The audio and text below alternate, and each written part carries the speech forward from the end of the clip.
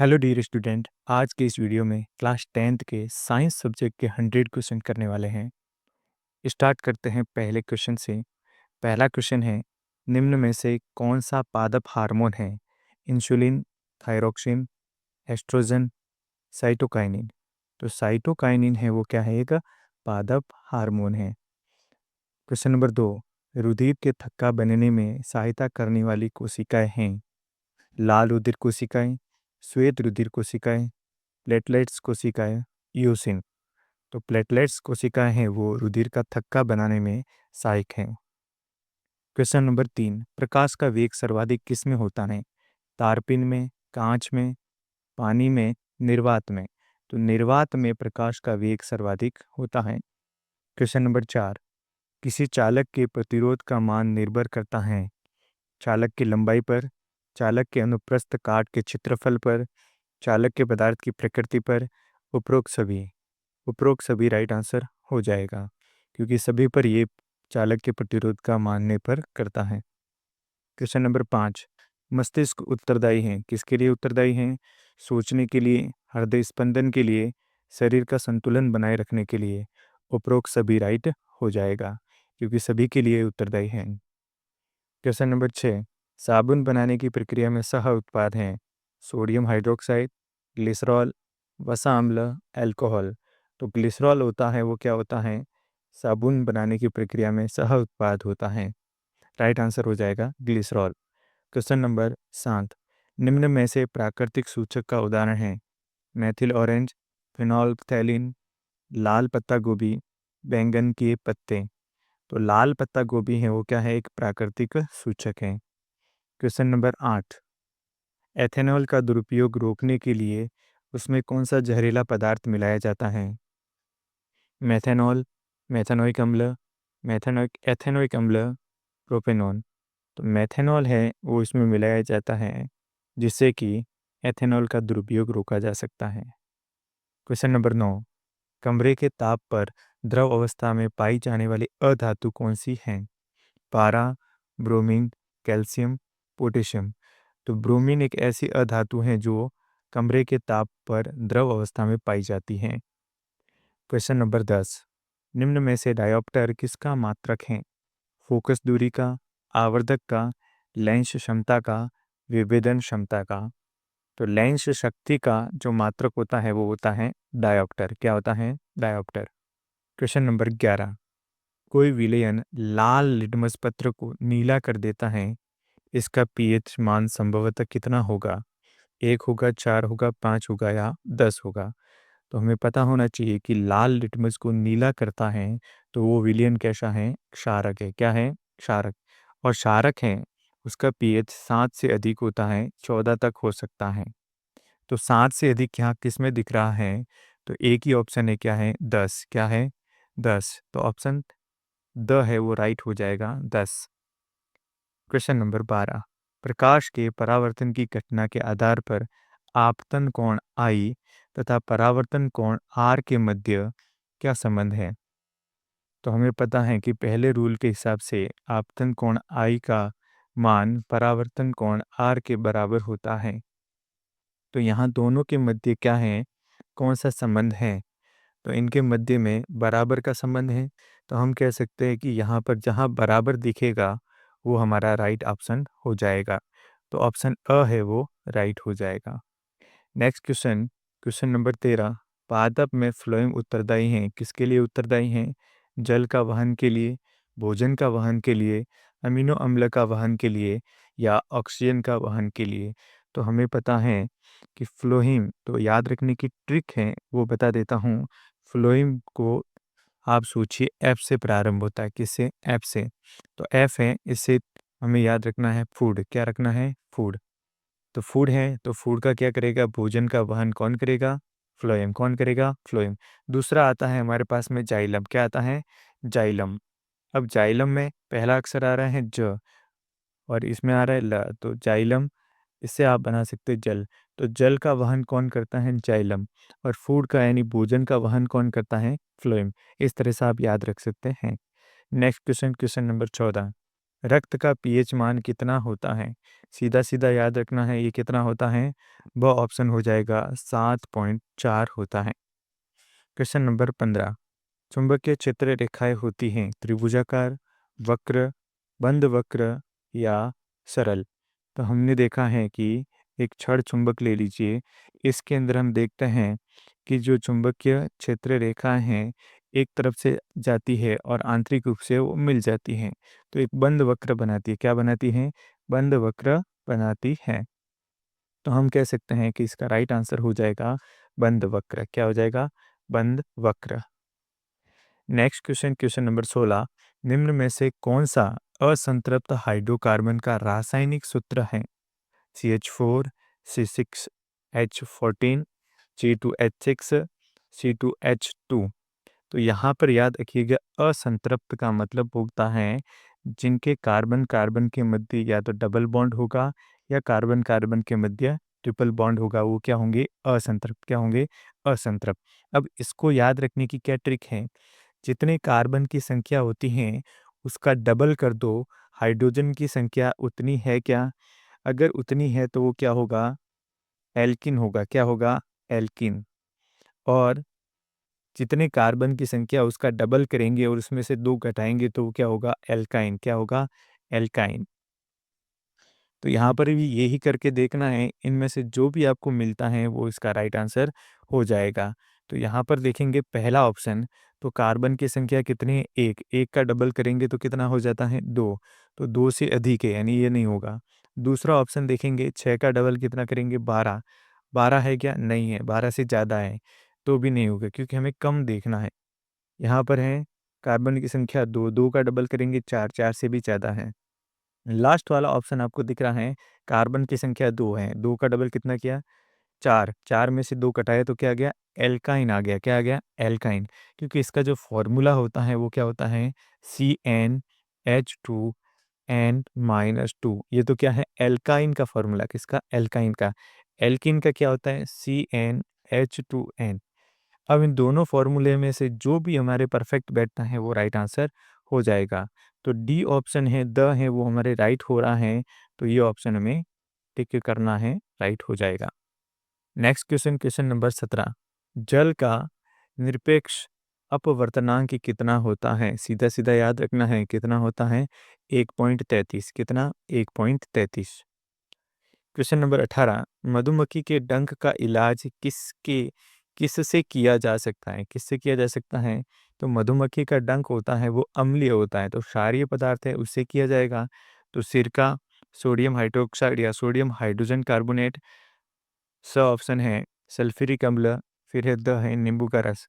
तो इसमें से 3 ऑप्शन है वो क्या है? अम्ल के। लेकिन सोडियम हाइड्रोजन कार्बोनेट यानी क्या होगा? NaHCO3, ये हो जाएगा, क्या हो जाएगा? क्षार। क्या हो जाएगा? क्षारक। इसे कहते हैं बेकिंग सोडा। क्या कहते हैं? Baking soda. तो इसको हम लगाएंगे मधुमक्खी के डंक पर तो ठीक हो जाएगा, तो ऑप्शन बी है वो राइट हो जाएगा। Next question, question number 19, haemoglobin पाया जाता है किस में पाया जाता है? श्वेत रुधिर कोशिकाओं में, लाल रुधिर कोशिकाओं में, प्लेटलेट्स में या लिम्फोसाइट में। तो हीमोग्लोबिन है वो आरबीसी में पाया जाता है, इसके कारण वो लाल दिखाई देती हैं। तो यहाँ पर आरबीसी क्या है? लाल रुधिर कोशिकाएं। क्या है? लाल रुधिर कोशिकाएं। तो ऑप्शन बी है वो हमारा राइट आंसर हो जाएगा। नेक्स्ट क्वेश्चन, क्वेश्चन नंबर 20, किसी विद्युत परिपथ में आवेशों के प्रवाह की दर को क्या कहते हैं? विद्युत धारा कहते हैं। क्या कहते हैं? विद्युत धारा। तो प्रतिरोध नहीं होगा, शक्ति नहीं होगा, विद्युत धारा धारा होगा। क्या होगा? विद्युत धारा, राइट ऑप्शन हो जाएगा। क्वेश्चन नंबर 21, क्वेश्चन नंबर 21 क्या कहते हैं? बायोगैस का मुख्य घटक क्या है? एथेन है, एथीन है, मैथेन है, प्रोपिन है।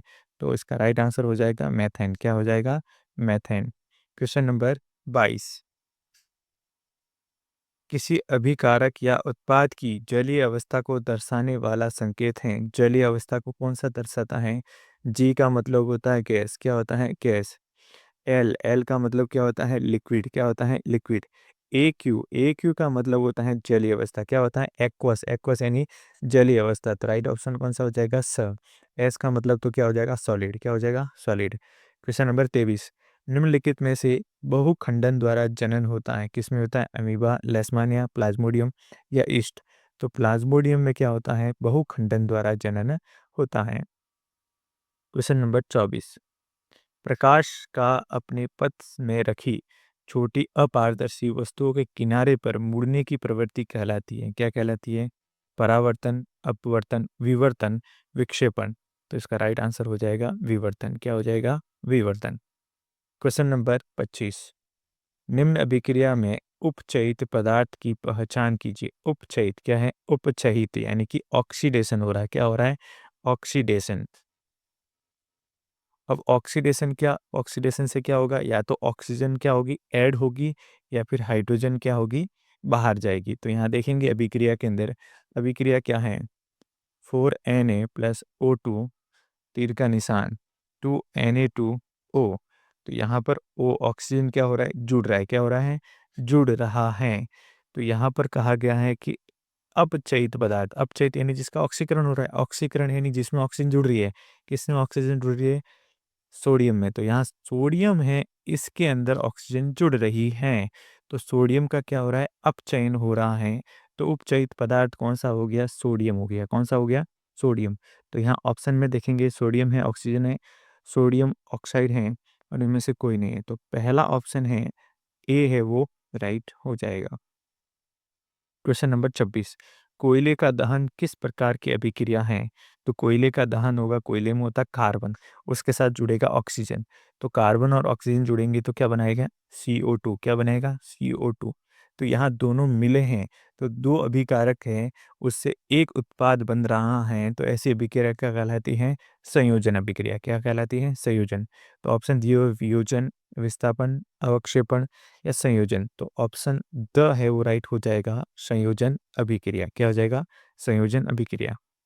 क्वेश्चन नंबर 27, स्थायी चुंबक बनाए जाते हैं, किससे बनाए जाते हैं? इस्पात के, पीतल के, तांबे के या जिंक के।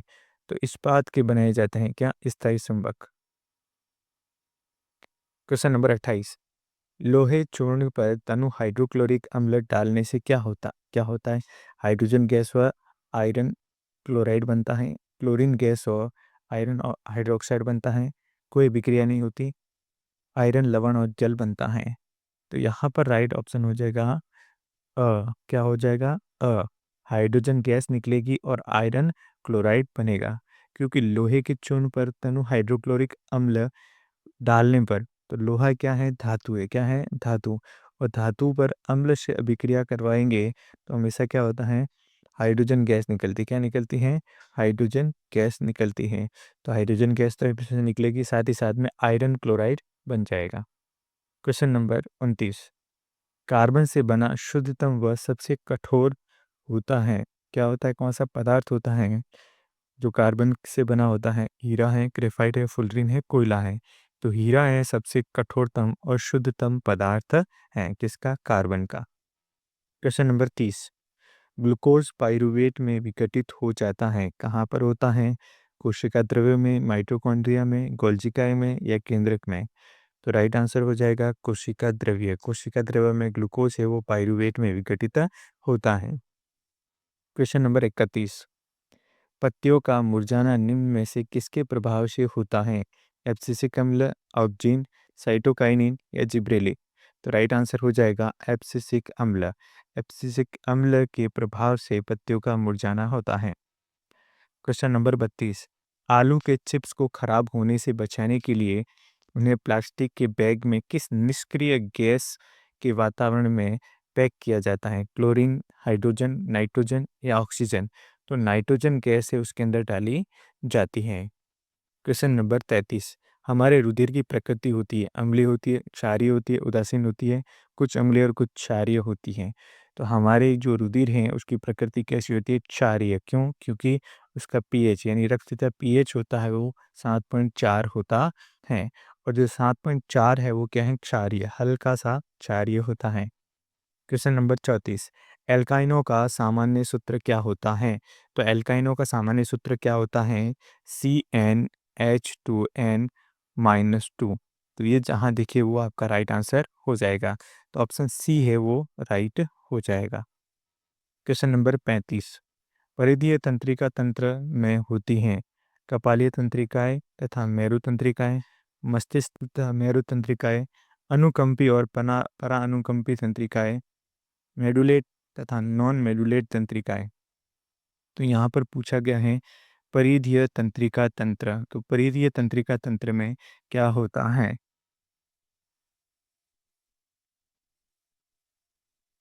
राइट आंसर हो जाएगा यहाँ पर ऑप्शन कपाल तंत्रिकाएं और मेरु तंत्रिकाएं। कौन सी? कपाल तंत्रिकाएं और मेरु तंत्रिकाएं। क्वेश्चन नंबर 36, निम्नलिखित में से कौन सा पादप हार्मोन है? Gibberellin, oestrogen, insulin, thyroxine. तो जिब्रेलिन है वो क्या है? पादप हार्मोन है। क्वेश्चन नंबर 37, अपघटकों का कार्य है भोजन का निर्माण करना, वायु को शुद्ध करना, वायु को अशुद्ध करना, पदार्थों का चक्रीकरण करना। तो पदार्थों का चक्रीकरण करना है वो अपघटकों का कार्य होता है। मिट्टी के अंदर मिलाते हैं और उनका चक्रण होता है। क्वेश्चन नंबर 38, अवतल लेंस के सामने रखी वस्तु का प्रतिबिंब सदैव होता है।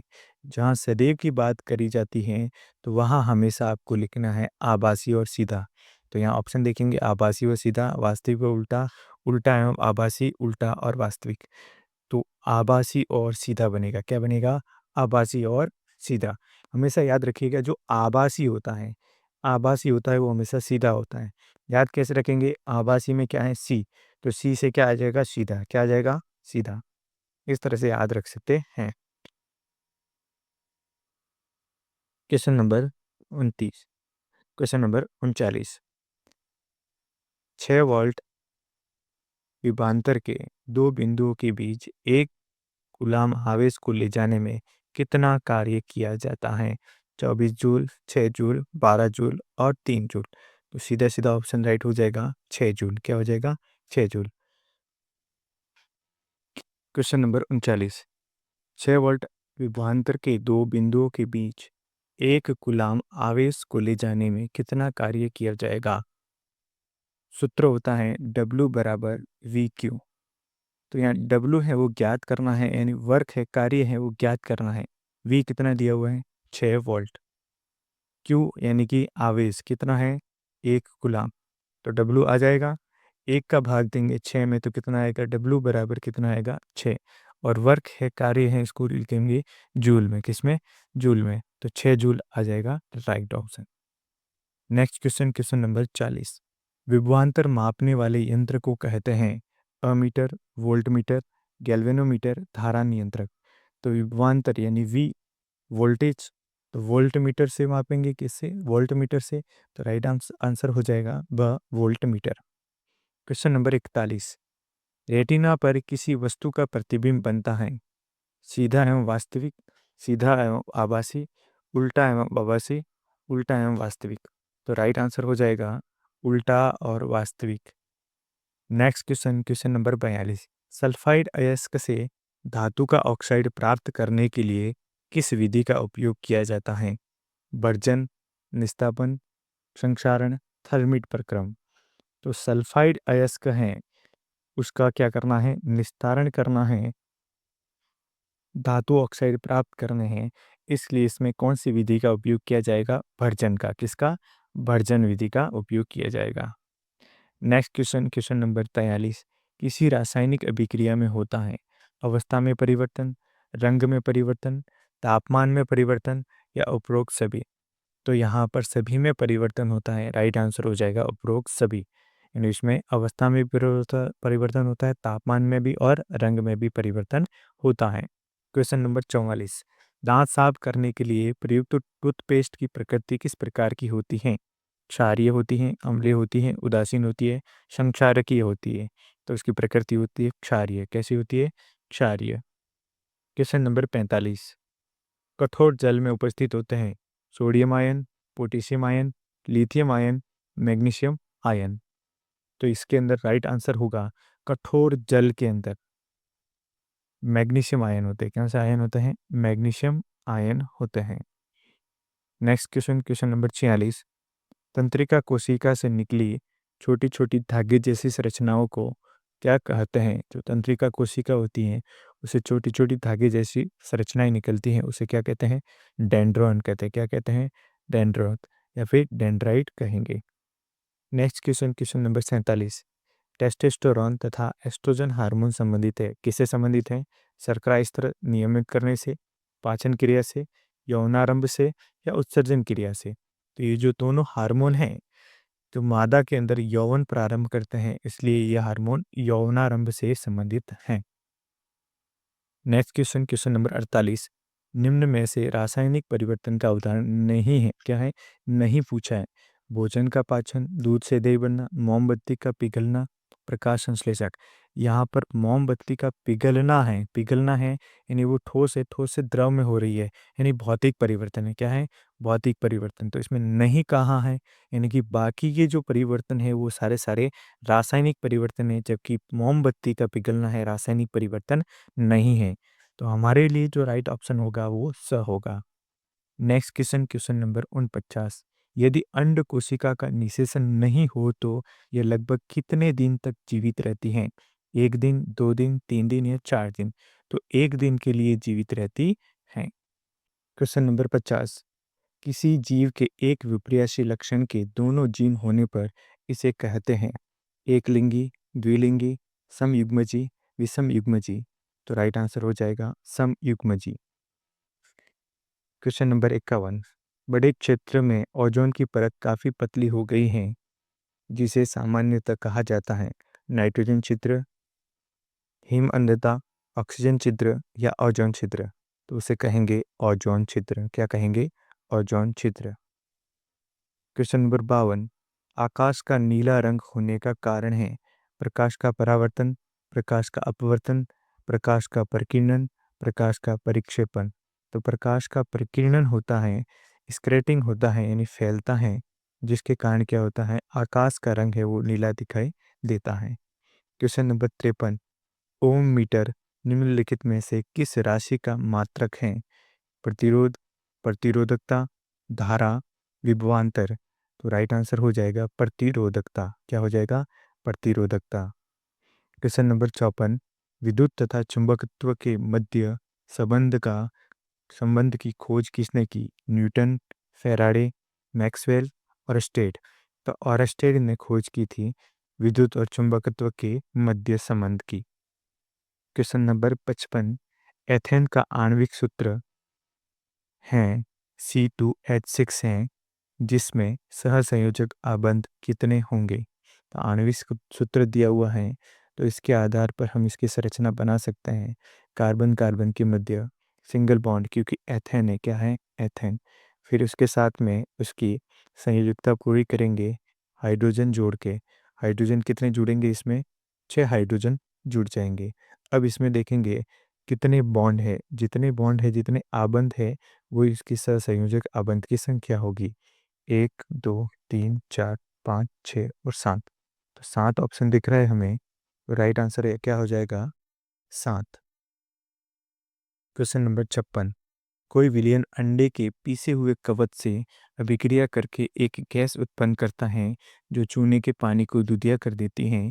इस विलयन का नाम बताओ। Sodium chloride, hydrogen chloride, LiCl, KCl? तो राइट आंसर क्या हो जाएगा? हाइड्रोक्लोरिक अम्ल। Next question, question number 57। आनुवंशिकता के जनक के रूप में किसे देखा जाता है? Michael Faraday, Gregor John Mendel, Malpighi या न्यूटन? तो ग्रेगर जॉन मेंडल हैं, उन्हें आनुवंशिकता के जनक कहते हैं। Question number 58। वास्तविक सूर्यास्त और आभासी सूर्यास्त के मध्य समय का अंतर लगभग होता है, कितना होता है? 2 मिनट का। कितना? 2 मिनट का। तो ऑप्शन सी है वो राइट हो जाएगा, 2 मिनट। Question number 59। लघुपतन के समय विद्युत परिपथ में धारा का मान क्या होता है? परिवर्तित नहीं होता, निरंतर परिवर्तित होता है, बहुत कम हो जाता है या बहुत अधिक हो जाता है? तो विद्युत परिपथ के अंदर धारा का मान है लघुपतन के समय बहुत अधिक हो जाता है, यानी कह सकते हैं एक तरह से लोड पड़ता है।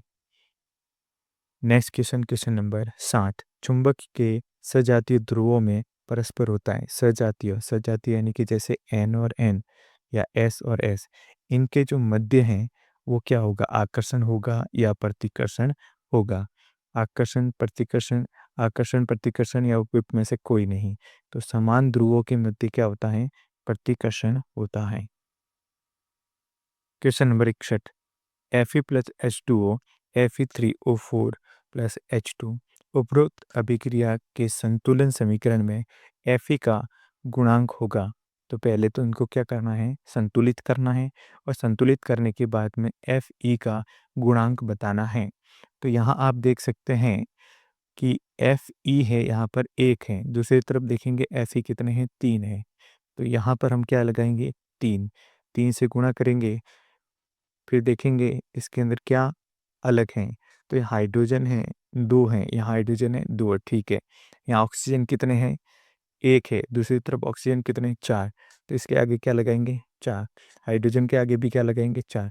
इस तरह से जो समीकरण है वो संतुलित हो गया। अब देखना है Fe के सामने कितना है, 3, तो इसके गुणांक कितने हो जाएंगे, 3। क्या हो जाएगा, 3। तो ऑप्शन 3 राइट हो जाएगा।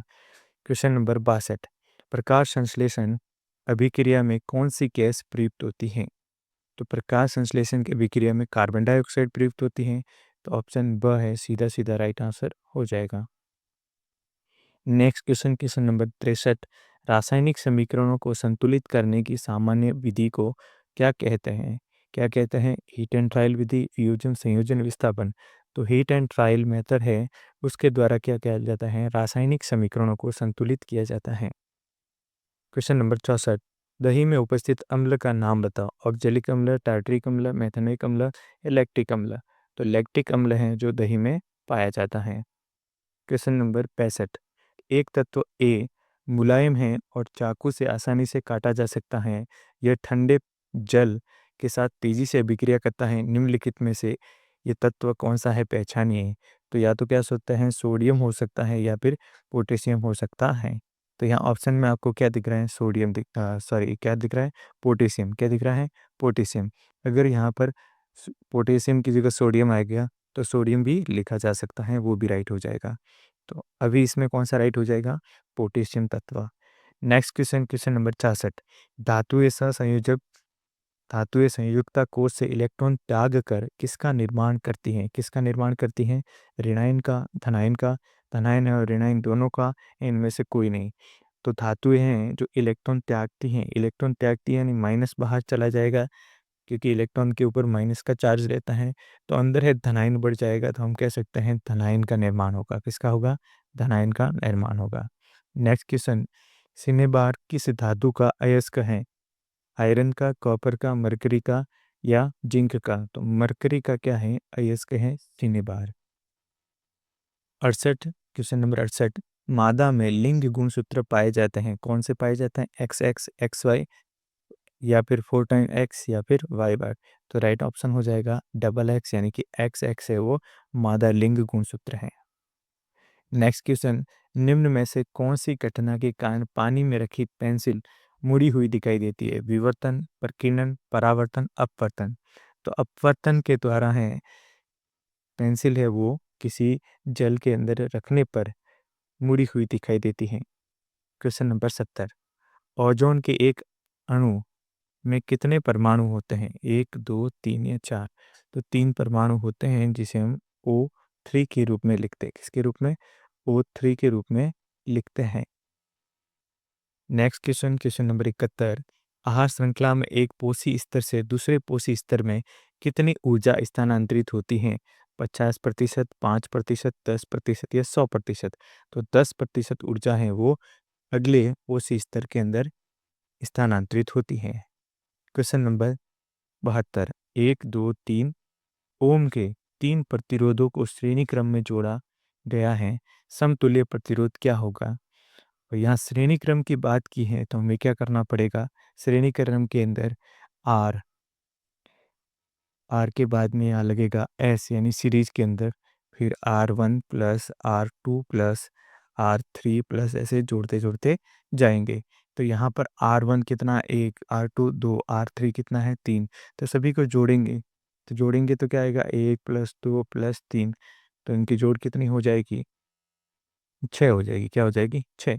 तो यहाँ पर 6 ओम है वो तुल्य प्रतिरोध हो जाएगा। एक तरह से कह सकते हैं कि अगर जहाँ श्रेणी क्रम दिया हुआ है तो वहाँ सीधा-सीधा सभी को जोड़ना है। तो जोड़ेंगे जितना आएगा वो इसका राइट आंसर हो जाएगा। Next question, question number 73। यदि किसी परिपथ में 1 कूलाम आवेश को प्रवाहित करने में 1 जूल कार्य करना पड़ता है तो 2 बिंदुओं के बीच विभवांतर होगा। कितना होगा? 1 वोल्ट होगा। क्या होगा? 1 वोल्ट। जहाँ तक आपको 1 दिया जाता है, 1 कूलाम दिया हुआ है और 1 जूल दिया हुआ है, तो ऑप्शन में अगर जहाँ कुछ विभेदन नहीं होता क्योंकि यहाँ 2 दिया हुआ, 3 दिया हुआ, 4 दिया हुआ है, तो जहाँ 1 होगा तो वो सीधा-सीधा आंसर हो जाएगा। Next question, question number 74। निकट दृष्टि दोष निवारण हेतु किस लेंस का उपयोग किया जाता है? निकट दृष्टि दोष यानी निकट दृष्टि दोष है, तो इसका मतलब है इसको दूर का क्या है? दूर का नहीं दिखता। क्या है? दूर का नहीं दिखाई देता।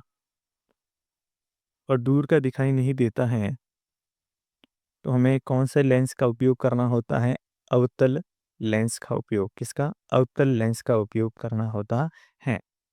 तो याद रखिएगा, निकट दृष्टि दोष के निवारण के अंदर अवतल लेंस का उपयोग किया जाता है। Next question, question number 75। मानव नेत्र जिस भाग पर किसी वस्तु का प्रतिबिंब बनाते हैं वह है कॉर्निया, परितारिका, पुतली या दृष्टिपटल। तो दृष्टिपटल है वो भाग है जिसे रेटिना भी कहते हैं, जहाँ पर प्रतिबिंब बनता है। Next question 76। अभिनेत्र लेंस की फोकस दूरी में परिवर्तन किया जाता है पुतली द्वारा, दृष्टिपटल द्वारा, पक्षमाभि पक्षमाभि द्वारा, परितारिका द्वारा।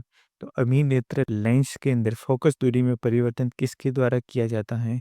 तो पक्षमाभि जो पेशियाँ होती है उनके द्वारा उसमें परिवर्तन किया जाता है।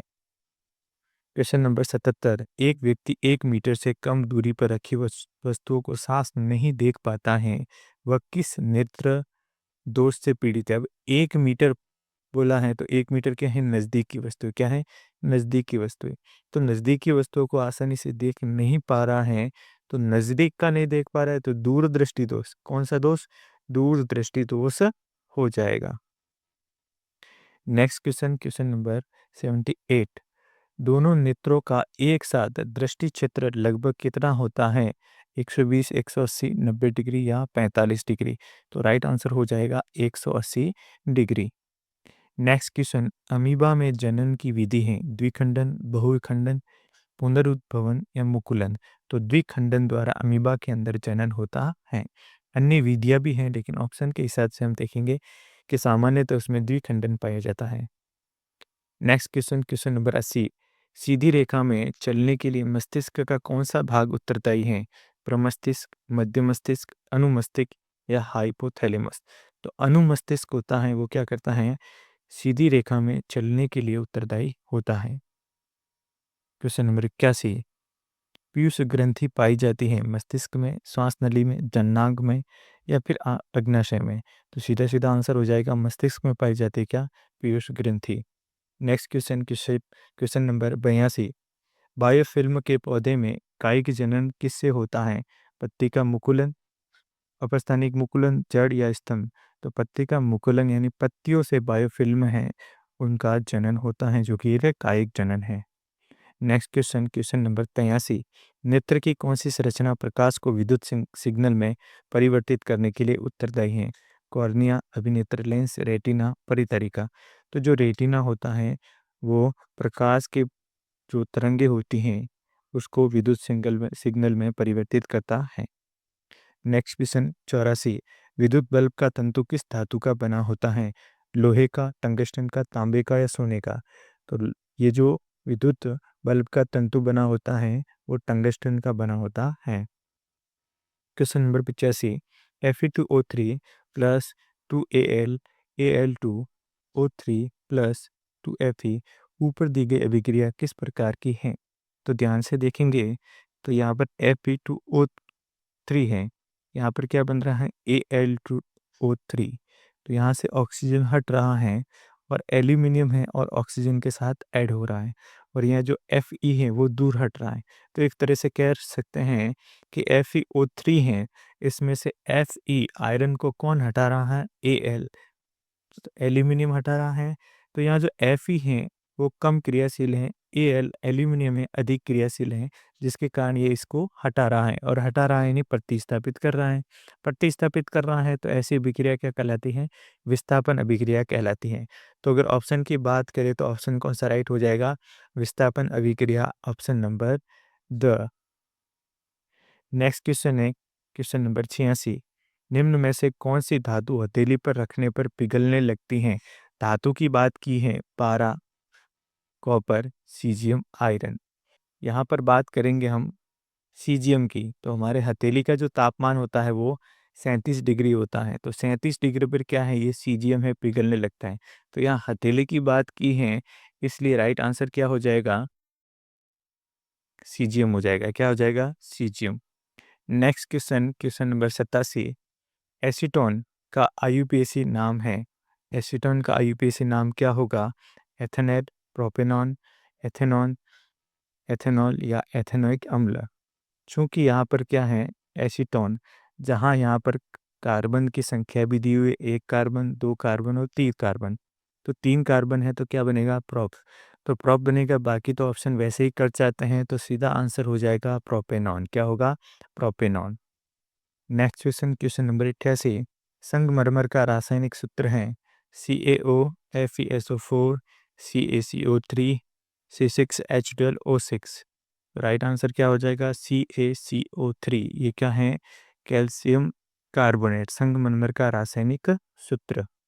नेक्स्ट क्वेश्चन, अंडाशय की ओर परागनली की वृद्धि किस प्रकार की गति है? गुरुत्वानुवर्ती, प्रकाशानुवर्ती, जलानुवर्ती, रसायनानुवर्ती। तो रसायनानुवर्ती ये गति कहलाएगी, क्योंकि पराग कण हैं वो वर्तिकाग्र पर गिरते हैं तो एक रसायन निकालते हैं, उस रसायन से पराग नली में एक मार्ग बनता है, पथ बनता है, तो वो नली के अंदर से वृद्धि करती है, तो उसे रसायनुवर्तन गति कहते हैं। नेक्स्ट क्वेश्चन, विद्युत परिपथ में धारा का मापन करने वाला उपकरण है धारा नियंत्रक, वोल्टमीटर, एमीटर या ओम मीटर। तो यह विद्युत परिपथ में धारा का मापन करना है, धारा को आई से लिखते हैं, और इसको मापने के लिए होता है एमीटर, एम्पियर। तो अमीटर है या एमीटर है, इसका राइट आंसर हो जाएगा। नेक्स्ट क्वेश्चन, विद्युत परिपथों की लघुपतन तथा अति भारण के कारण होने वाली हानि से सुरक्षा की सबसे महत्वपूर्ण युक्ति कौन सी है? एमीटर, मेंस, प्लेट या फ्यूज। तो क्या राइट आंसर हो जाएगा? फ्यूज। फ्यूज लगाने के बाद में कोई भी शॉर्ट सर्किट होता है, लघुपतन होता है, तो उससे बचाया जा सकता है। Next question, question number 92। निम्न अभिक्रिया में किसका अपचयन हो रहा है? CaO सॉलिड है, H2 कैसे इसके साथ अभिक्रिया करेगी, तो तीर का निशान क्या बनेगा? Cu plus H2O। तो यहाँ पर जो ऑक्सीजन है यहाँ से हट गया है, आगे अभिक्रिया के उत्पाद के अंदर देखेंगे तो ऑक्सीजन रिमूव हो गया है। तो ऑक्सीजन रिमूव हो रहा है यानी अपचयन हो रहा है। किसका अपचयन हो रहा है? CuO का। कॉपर ऑक्साइड का अपचयन हो रहा है। तो यहाँ पर ऑप्शन में आप देखेंगे तो ऑप्शन है वो राइट कर देंगे। क्या हो रहा है? अपचयन हो रहा है। अपचयन में क्या होता है, या तो ऑक्सीजन है वो बाहर निकलती है, या हाइड्रोजन है वो जुड़ जाती है। दोनों में से जो भी होता है वो अपचयन कहलाता है। तो यहाँ पर राइट ऑप्शन हो जाएगा CuO। Next question, question number 93। कुछ धातुओं को पीट कर पतली चादर के रूप में इसको बनाया जा सकता है। इस गुणधर्म को कहते हैं तन्यता, आघातवर्धनीयता, धान्विकता, धानिकता या चालकता। तो यहाँ पर आघातवर्धनीयता है वो राइट आंसर हो जाएगा। यहाँ पर तन्यता है, इससे तो क्या बनाएंगे? तार बनाएंगे। लेकिन चादर की बात की जाती है तो वो आघातवर्धनीयता आ जाएगा। Next question, question number 94। बिना बुझे हुए चूने का रासायनिक सूत्र क्या है? CaO, CaOH whole twice, CaCO3 या CO2। तो राइट आंसर हो जाएगा CaO। बिना बुझा हुआ चूना है। दूसरा है बुझा हुआ चूना। तीसरा क्या है? संगमरमर। चौथा क्या है? Carbon dioxide. तो राइट आंसर यहाँ पर क्या है? अ। नेक्स्ट क्वेश्चन, जठर रस का पीएच मान कितना होता है? 4.2, 5.5, 2.5 या 1.2। तो 1.2 होता है जठर रस का पीएच। जठर रस में क्या होता है? HCl। क्या होता है? HCl। तो HCl का पीएच मान कितना? 1.2। नेक्स्ट क्वेश्चन, मधुमक्खी एवं नेटल पौधे के डंक में कौन सा अम्ल है? टार्ट्रिक अम्ल, एसिटिक अम्ल, मेथेनोइक अम्ल या सिट्रिक अम्ल? तो उसमें पाया जाता है मेथेनोइक अम्ल। क्या पाया जाता है? मेथेनोइक अम्ल। नेक्स्ट क्वेश्चन, फिनोल्फ्थेलिन क्षार के साथ अभिक्रिया करके कौन सा रंग देता है? हरा रंग, नीला रंग, लाल रंग या गुलाबी रंग? तो राइट आंसर हो जाएगा गुलाबी रंग। कैसा? गुलाबी रंग। नेक्स्ट क्वेश्चन, पेयजल को जीवाणु रहित बनाने के लिए किसका उपयोग किया जाता है? Sodium, hydrogen carbonate, calcium, oxygen chloride, calcium hydroxide, calcium sulphate? तो राइट आंसर क्या हो जाएगा? क्लोरीन वाला, यानी जहाँ जिसमें क्लोरीन आता है, कैल्शियम ऑक्सीक्लोरीन। क्या है? ऑक्सीक्लोरीन या ऑक्सीक्लोराइड आ जाएगा।